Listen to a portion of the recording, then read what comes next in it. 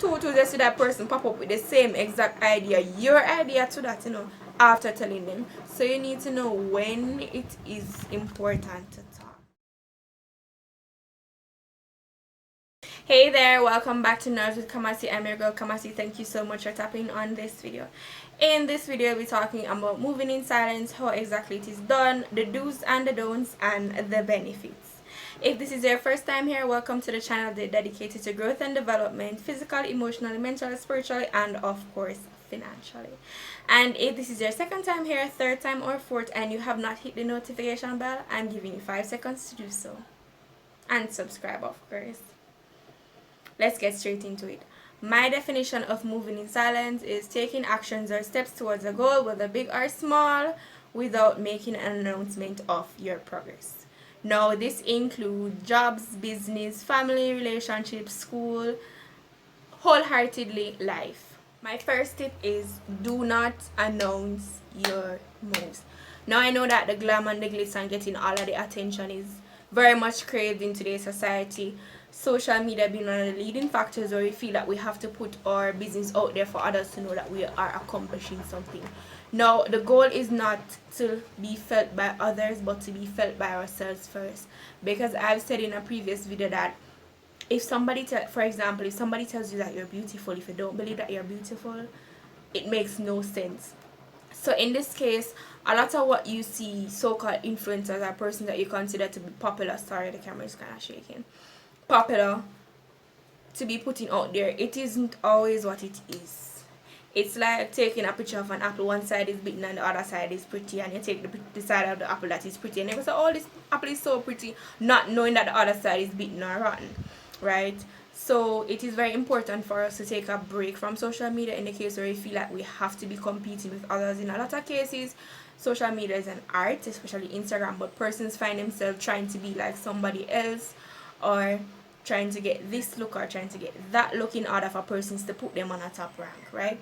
If you are not mentally stable, you will feel under pressure.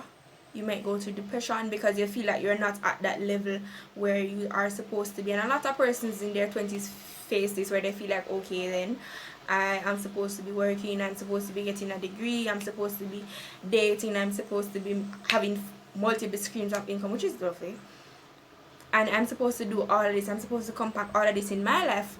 And a lot of us are not yet able to really define ourselves because we don't know who we are, right? We're going through the process of reinventing ourselves and recreating ideas, not finding ourselves, but reinventing and recreating ourselves. So that's one. Number two is you invite negative energy. Now, whether it is unsupportive friends, unsupportive family, on a whole, when you have an idea and you present, because sometimes you're so confident, and you present your idea to somebody, and it's like what their reactions have just put that bar right back down to flat. Like, you were there and you were like, all right, this idea is gonna work, I'm not gonna post this idea just to get support. And a lot of times we feel like we need support. Some cases we do, but in a number of cases we don't, because we only invite energy that will make us feel like our ideas are not good enough. Sometimes it's a factor where these persons do mean us well, but at the end of the day, maybe because an idea did not work for them and they had more resources, etc., they feel that you are a person with limited amount of resources or limited amount of experience, that it will not work. Alright, why you gonna try that? Tom, Dick, and Iron Jones do that already. So what's the sense of you trying to compete with persons that are already well established? No, you are your own person. There are trillions, billions, or zillions, or gazillions of persons in the world. You should not allow anybody to have that effect on your mental health, to, what would I call it, give you an idea of thinking small. No, small steps counts. I've always said this in all of my videos, but if you are thinking small, then you won't have a lot of steps. So it won't be small steps, going to be a small step count, right? So you need to think as big as possible, because at the end of the day, what goes for the goose does not go for the gander, and what works for them may not work for you. So you telling them will make you feel like, oh, maybe I shouldn't try this, maybe I should change something, maybe I should reanalyze, maybe I should put off the date of my launching. Sometimes it's good to wait, but we should not put the key of our success in anybody's hand. As I said, there are a lot of persons in the world. You might not appeal to a specific audience, but there's somebody out there that will like what you're doing. Your content has to be liked by somebody. There's somebody out there with a similar perspective, a similar mindset, and a similar overview of what you are trying to bring forth to others. Confidence is very big. I already said don't announce your ideas, negative energy. Now, if you do not have a strong mentality, you will feel pressured from persons telling that you cannot do it, from not having enough money, from persons drafting ideas or you should wait, or feeling like, as I said, you don't have enough resources, and it can become very distracting. If you see me looking down, I'm using a book with like just a few pointers. I'm also using natural lighting, so if the light comes and goes, that's the cause of the lighting. Just letting you know, just giving you a heads up. So you'll feel disappointed that that person hasn't, sometimes expect to tell somebody something and say, whoa, what a big idea, and say, oh, okay, that's nice. Like you did not get the response that you were hoping to get.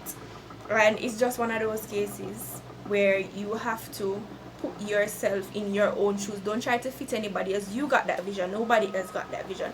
And even if they see the vision, they will not understand and interpret it in the way that you do. As I said, their perspective and their mindset are very important. So yeah, stay in focus.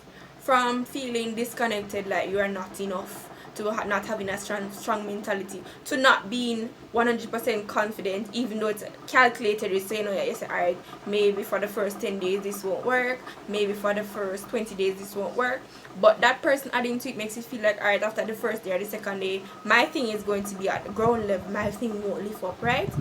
So it's all about synchronization. All of them work together.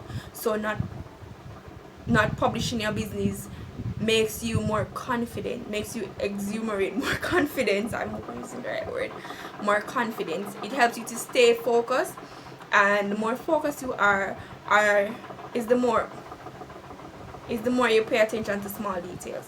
Small details are very important. Often we overlook them, and those end up costing us in the future, where we have to start over a number of things. There's nothing wrong with starting over, especially when you're starting over from experience, right? But if we don't have to, we don't need to. So in the case where you have a business now, it's very different, because sometimes you have to have pre-launch strategies. So you have to let persons know that, alright, my business is coming up, and you do a few product testing and you do a few sample giveaways, so persons know what to expect, so that when you launch and after marketing, you'll know that, alright, so 50 persons are here waiting for a launch. They are already pre-ordered their stuff.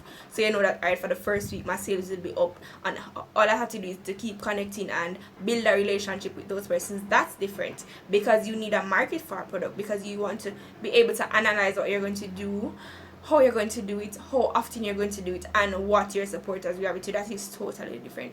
But when it comes down to your personal business, going to an interview, sometimes it's better you don't tell a person until after you come back. All the best, but Mr. Henry have 100 subject, and Henry go college and him have him degree and all those things, and that those are the qualifications, those are the requirements, and you only have a high school diploma, and you feel like, alright, 100 persons down there are going to get through before you, because guess what, their qualifications are up. Now, the thing that we need to understand with a scenario like this is, everybody comes with something similar. We all come with the qualifications, we all come with the glitz and the glams on a resume, but what allows you to stand out is your personality, right? And a lot of persons forget that. Not a lot of persons are going to hear that 100 persons are down there that are overqualified or more qualified than they are for the position that they're applying for, and still maintain a level of confidence to go in there and sit and do their best. Some persons have said, alright, I don't get a job, but I don't call and cancel, because, alright, I don't want to look like I didn't want it in the first place. So somebody has already crushed your mental state. You no longer have that desire or that level of greed to go in there and sit down and speak like you've already gotten the position, right? So that's one thing. As I said, it's very important you realize that you get a lot of things done, more than when you tell a lot of persons. In a case where I said you need help, and you have to let somebody come in because you're not experienced in that area, find somebody that is supportive. I'm not saying that you shouldn't take constructive criticism, because that'd be lying, and then, as I said before, you'd have to start over, and this time you'd have to start over from scratch because you didn't listen in the first place. So take your time, don't waste your time, invest in your mental health if you choose, regardless of whether you choose to announce what you're doing, because confidence and all that, and then the mental health is not on point, will cost you. Is either you feel like you're not enough, you're disconnected, you're distracted, you want to start over, you don't want to do what you were doing before. Any of those are possible. Now, I will be dropping a part 2 to this video. Thank you so much for watching this video. Please remember to stay safe, continue to have a lovely week, a lovely month, a prosperous year. Please remember to like, subscribe, share, comment, tell a friend to tell a friend, and leave your video suggestions in the comment section below.